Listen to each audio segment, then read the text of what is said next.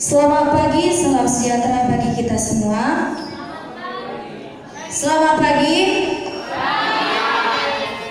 Yang saya hormati Bapak Kepala Sekolah SMAK dan SMTK Cahaya Negeri Sidikalang, Bapak Percius Purba SPD.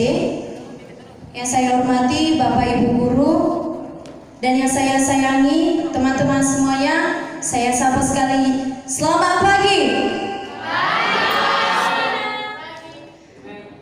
Pertama-tama kita patut mengucap syukur atas berkat Tuhan dan rahmat Tuhan yang telah diberikan kepada kita.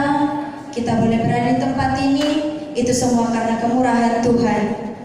Dan terima kasih buat kesempatan yang telah diberikan kepada saya untuk menyampaikan pidato saya yang bertemakan eksistensi literasi kaum reformasi pemuda-pemudi Kristen Sekolah Cahaya Negeri Sidikalang.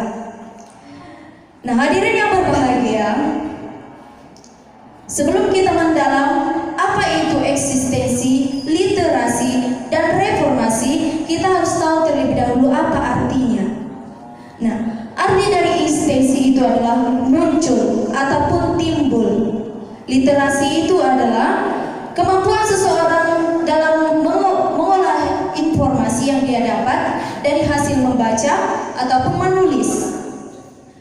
Dan reformasi itu dapat diartikan itu adalah perubahan.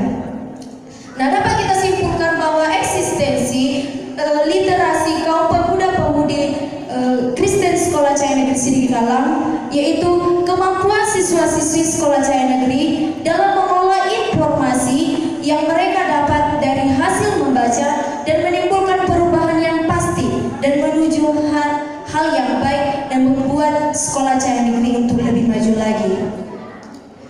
Hadirin yang berbahagia,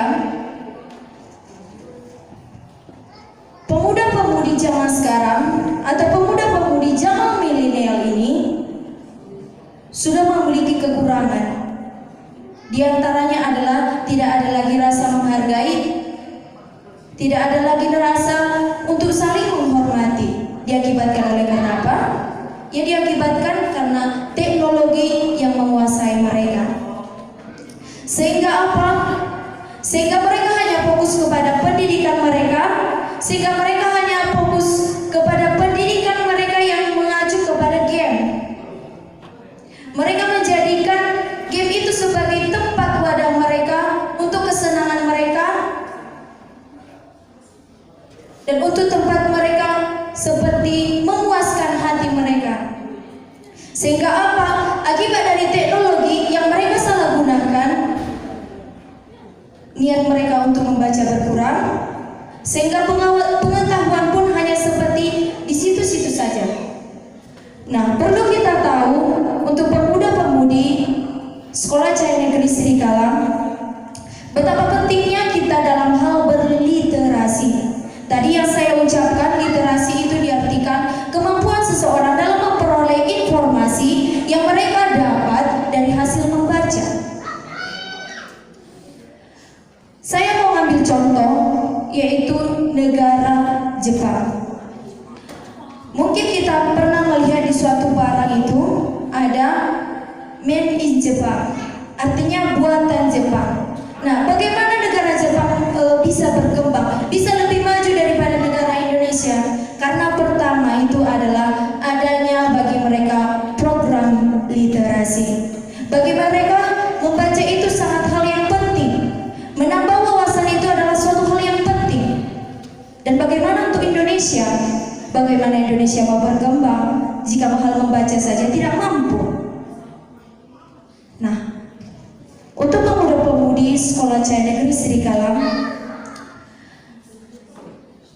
di area reformasi ini, saya mau kita menyandang gelar reformasi menuju hal baik. Kenapa saya bilang reformasi hal menuju yang baik? Karena reformasi itu adalah istilahnya itu perubahan, di mana kita membawa perubahan untuk hal yang lebih baik lagi. Kita berada di tempat ini, kita bersekolah di tempat ini, kita itu adalah reformasi, pembawa perubahan hal yang baik kepada Sekolah Cahaya Negeri Sidikalang. Nah, untuk itu, adapun yang manfaat yang perlu kita dapat dari hasil literasi atau